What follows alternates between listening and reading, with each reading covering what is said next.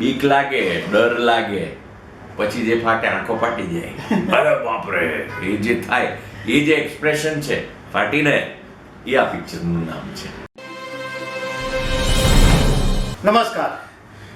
અનેક ગુજરાતી ફિલ્મો આવી રહી છે અને નવા વિષયોની સાથે આવી રહી છે. એ બહુ સારી વાત છે, કારણ કે ગુજરાતી ફિલ્મો જે આપણે પહેલાં જોતા હતા એ રાજાઓની વાત હતી, ડાકુઓની વાત હતી, ગામડાઓની વાત હતી, પરંતુ હવે લવ સ્ટોરી સિવાય પણ નવા વિષયો લઈને ગુજરાતી ફિલ્મો આવી રહી છે. તો એક નવી ફિલ્મ આવી રહી છે ફાટીને. તો આજે ફાટીને ફિલ્મના જે મુખ્ય કલાકાર છે હિતુભાઈ કનોડિયા, એ ગુજરાતી ફિલ્મમાં બહુ જાણીતું નામ છે. તો આપણે આ ફાટીને ફિલ્મ વિશે એમની સાથે ઘણી બધી વાતો કરીશું. હિતુભાઈ, પહેલાં તો જે ટાઇટલ છે એમાં જ એક સવાલ થાય છે કે ફાટીને, તો આનો મતલબ શું થાય? કે આંખો ફાટી ગઈ, ફાટીને ધુમાડી ગઈ, એવા ઘણા બધા અર્થો થાય. તો આ ફિલ્મનો અર્થ શું છે? બીક લાગે, ડર લાગે, પછી જે ફાટે આંખો ફાટી જાય, અરે બાપરે, એ જે થાય, એ જે એક્સપ્રેશન છે ફાટીને, એ આ પિક્ચરનું નામ છે. હિતુભાઈ, આ પિક્ચરની સ્ટોરી શું છે અને એની અંદર શું હાર્ટ છે? એટલે કોમેડી છે, હોરર છે કે લવ સ્ટોરી છે? શું છે આ ફિલ્મની અંદર?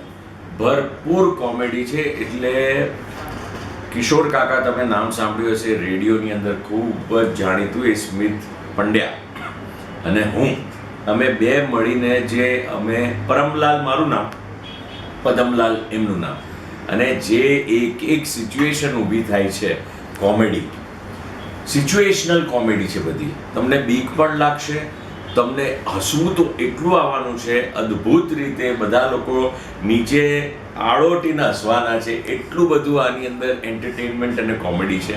ઇમોશન્સ પણ છે. મૂળ વાત જે છે, એક બાપ, એટલે કે મારું જે કેરેક્ટર છે પરમલાલ, એ પોતાની દીકરી 5 વર્ષની એને હાસિલ કરવા માટે, એને પાછી લાવવા માટે છે કે એને ઇન્ડિયાથી ફોરેન જવું પડે, ઓસ્ટ્રેલિયા, મેલબર્ન, અને ત્યાં જઈને એ દીકરીને કેવી રીતે પામવા માટે એને એક ભૂતિયા બંગલામાં આખી રાત રહેવાનું હોય, અને ત્યાં પછી એનો જે સામનો થાય છે, જે સિચ્યુએશન મારી અને સ્મિતની, એટલે પરમલાલ પદમલાલની થાય છે, એ આખી આ ફિલ્મ છે.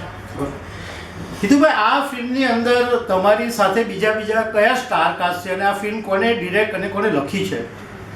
આ ફિલ્મના પ્રોડ્યુસર કેનિસ છે, આના પ્રેઝેન્ટર છે એ જેમણે છેલ્લો દિવસ બનાવી, બચુભાઈ બનાવી, આવી અદ્ભુત ગુજરાતી પિક્ચરો બનાવી, અને હિન્દી ફિલ્મો પણ એ લોકો કરી રહ્યા છે, ટેસ્કન્ટ ફાઇલ વગેરે. એ શરદ પટેલ છે એના પ્રેઝેન્ટર. આ ફિલ્મના ડિરેક્ટર છે ફૈઝલ હાશમી. ટેકનિકલી એટલા જબરદસ્ત છે કે એમણે એવું અદ્ભુત કામ કરીને બતાવ્યું છે આ ફિલ્મની અંદર, જે ખરેખર નવા ઓડિયન્સ માટે અને નવા મેકર્સ માટે ખૂબ ઇન્સ્પાયરિંગ હશે. કારણ કે આપણે શું છે, ઇંગ્લિશ પિક્ચરો જોતા થઈ ગયા છે, એવેન્જર્સ ના ને તે ને, પછી ભૂતના મોટા પિક્ચરો, ભૂલ ભૂલૈયા ને, સ્ત્રી ને, એટલે તમને ઓછું કશું હવે પબ્લિકને, યુથને એ લોકો ના ગમે, એમને ટક્કરનું જ આપવું પડે. એટલે એ ટક્કરની ફિલ્મ ટેકનિકલી બનાવવા માટે અમારા ડિરેક્ટર ફૈઝલ હાશમીએ ખૂબ મહેનત કરી અને ફિલ્મ બનાવી છે. અમારા જે સાથી કલાકારો છે એમાં અમારા ભાઈ સ્મિત પંડ્યા, તો મેં કીધું તમને, કિશોર કાકા, કે પછી હેમેન ત્રિવેદી, આકાશ ઝાલા, ચેતન દહિયા, આવા અદ્ભુત કલાકારો, અને કેમિયો રોલ મારા વાઇફ મોનાતિબા કનોડિયા પણ કરે છે. ફેનિલ દવે આ સબ્જેક્ટ લખ્યો છે with Faisal Hashmi the director. એટલે બહુ મજાનું એક છે ને, ફૂલ ભાણું છે એન્ટરટેનમેન્ટ, બહુ મજા આવશે.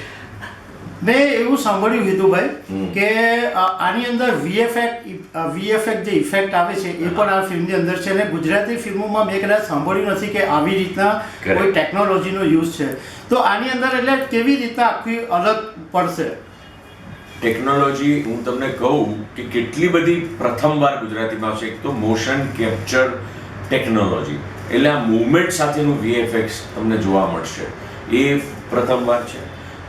સાઉન્ડમાં જે આપણે સાંભળતા હોઈએ છીએ બહુ અગત્યનું હોય છે, ખાસ કરીને હોરર અને થ્રિલર ફિલ્મોની અંદર, તો એ તમને Dolby Atmos sound. Atmos Dolby એટલે ખૂબ મોંઘો, ખૂબ મોટો સાઉન્ડ હોય છે, કે જેમાં લગભગ 32 સ્પીકરોમાં સાંભળવાનું હોય છે. 2, 4, 6, 7, 9 નહીં, 32 સ્પીકરોમાં આનું કામ થયું હતું. AR રહેમાન જે આવડા મોટા સંગીતકાર, ચેન્નાઈમાં એમનો સ્ટુડિયો છે, એમના સ્ટુડિયોમાં બેકગ્રાઉન્ડ મ્યુઝિકનું કામ થયું છે. આની અંદર મ્યુઝિક ડિરેક્ટરો પણ બધા ચેન્નાઈના, ગુજરાતના બધા સાથે મળીને સિંગરો, જાવેદ અલી ને રેપ સિંગરો બીજા, અને એવી રીતે અદ્ભુત કામ ટેકનિકલી થયું છે. કેમેરામેન ન્યૂઝીલેન્ડથી આવ્યા હતા, જેરેમી, એમણે કામ કર્યું છે. એટલે બહુ આમ ઓલ ઇન ઓલ બહુ સુંદર કામ થયું છે. હિતુભાઈ, તમારો જે વાત કરી એ પ્રમાણે તમારું શૂટિંગ કદાચ મોસ્ટલી ઓસ્ટ્રેલિયામાં થયું હશે, તો ઓસ્ટ્રેલિયામાં શૂટિંગ થયું એનો અનુભવ તમારો કેવો રહ્યો? અદ્ભુત. એક તો એટલી બ્યુટીફુલ જગ્યા, એટલે મેલબર્નની અંદર તમે જ્યાં જુઓ ત્યાં તમને એમ જ લાગે કે આ તો યાર સ્વર્ગ જેવું છે.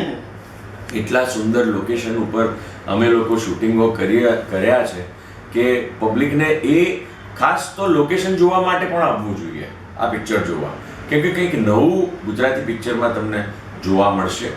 અને ભૂતની જે વાત છે આખી, એ બહુ જ અલગ રીતે, એ જે ભૂતિયા મહેલ જે મેન્શન છે, મેલબર્ન મેન્શન, એ પણ બહુ અદ્ભુત રીતે એનું ફિલ્માંકન થયું છે.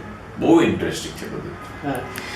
હિતુભાઈ, છેલ્લા 2 સવાલ પૂછી લો. એક તો અત્યાર સુધીમાં જેટલી બી હોરર ફિલ્મો આવી છે એમાં જે ભૂત બતાવે એ ફિમેલ ભૂત હોય છે, તો આ ફિલ્મમાં કેવી રીતના, એટલે ફિમેલ છે કે મેલ છે? અને બીજું કે ઓસ્ટ્રેલિયાના ગોરાઓ પણ આ ફિલ્મની અંદર પાર્ટ લીધો છે, તો એ પણ જાણવું છે. એટલે આમ જોવા જઈએ તો સ્વાભાવિક રીતે ચુડેલ હોય કે એ પ્રકારની ડાકણ હોય ને એવી જ બધી લેડી પ્રધાન આપણે બતાવતા હોઈએ છીએ, પણ આ વખતે અમે મેલ ભૂત બતાવ્યું છે, પુરુષ ભૂત. એટલે શું છે, કયું છે, આપણી સંસ્કૃતિ સાથે સંકળાયેલું જ છે. એવું નથી કે કંઈક અચાનક કંઈક નવી વસ્તુ લાવી દીધી છે. ના, આ ભૂતનું આપણે બહુ જ સાંભળેલું છે. એ આ ભૂત હશે.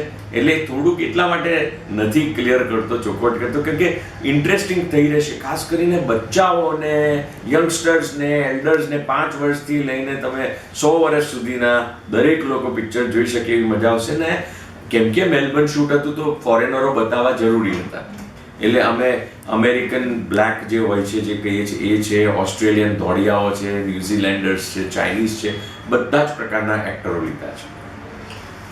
હિતુભાઈ, હવે છેલ્લી વાત કે આપણે આ ફિલ્મ ક્યારે રિલીઝ થવાની છે? 31 જાન્યુઆરીએ આખા ભારત દેશની અંદર અને ફોરેનમાં પણ અમે આ પિક્ચર રિલીઝ કરી રહ્યા છે. પિક્ચરનું નામ છે ફાટીને. ચોક્કસ જોવા જાઓ, આખા ફેમિલી સહિત જોવા જજો, ખૂબ મજા આવશે. Hitubhai, thank you very much. ખબર છે .com સાથે વાત કરવા. વાહ.